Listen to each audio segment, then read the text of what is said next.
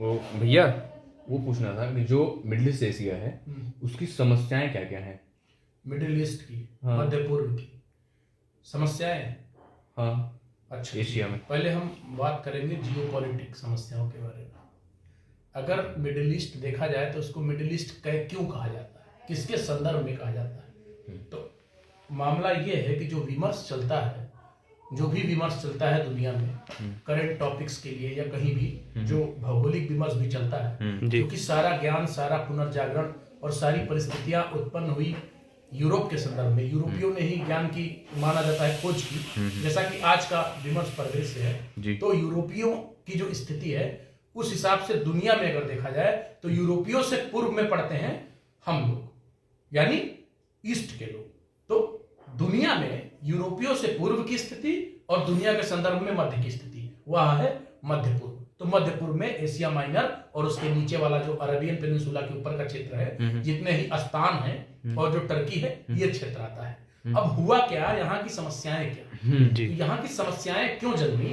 हर जगह की समस्याएं उसकी अच्छाइयों से भी जन्म ले सकती हैं और बुराइयों से भी सकती हैं, लेकिन ज्यादा चांसेस इस बात के होते हैं, ज्यादा प्रायिकता इस बात की होती है कि वह समस्या वहां की अच्छाई से जन्मे। तो हम कहेंगे कि मिडिल ईस्ट में क्या अच्छाई है? तो मिडिल ईस्ट में अगर देखा जाए तो वेजिटेशन के हिसाब से तो कुछ खास अच्छाई नहीं है, रेत ही रेत है, लेकिन संसाधन की दृष्टि से दुनिया का सबसे रिच क्षेत्र है। दुनिया के सबसे रिच क्षेत्रों में शायद दूसरा स्थान।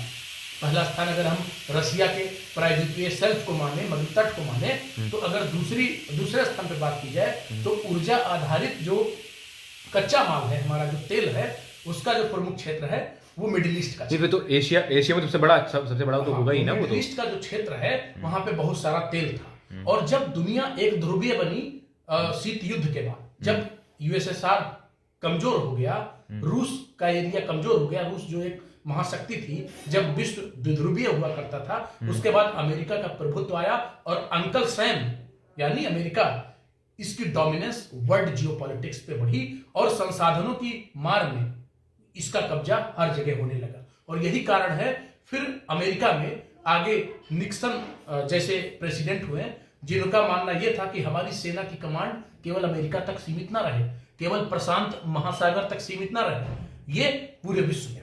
और यही कारण है विश्व में, मिडिल ईस्ट में जोर जबरदस्ती से, कल्चरल इन्वेंशन से, इंटरवेंशन से, पॉलिटिकल इंटरवेंशन से, राजनीतिक हस्तक्षेप से अमेरिका ने यह नीति अपनाई कि किसी भी देश के, जो मिडिल ईस्ट का देश है जहां पे तेल जाता है, चाहे वह इराक हो, ईरान हो, यहां पे आप इंटरवेंशन करें और यहां पर किसी भी बहाने से अपनी सेना की पहुंच बढ़ाएं और वहां के संसाधनों पर कब्जा करें। तो मिडिल ईस्ट की जो समस्या है वह इस्लामिक रूढ़िवाद भी है, लेकिन बड़ी जियोपॉलिटिक समस्या अमेरिका की महत्वाकांक्षा से हुई, जो तेल के चक्कर में थी। लेकिन अभी का मामला यह हुआ कि एक क्रांतिकारी खोज हुई इस क्षेत्र में कि सेल गैस की खोज हो गई। सेल गैस के डिपॉजिट्स बड़ी संख्या में अमेरिका में पाए गए। दावा तो यह है कि सर्वाधिक मात्रा में पाए गए, और जब सेल गैस का निष्कासन वो करने लगे तो उनकी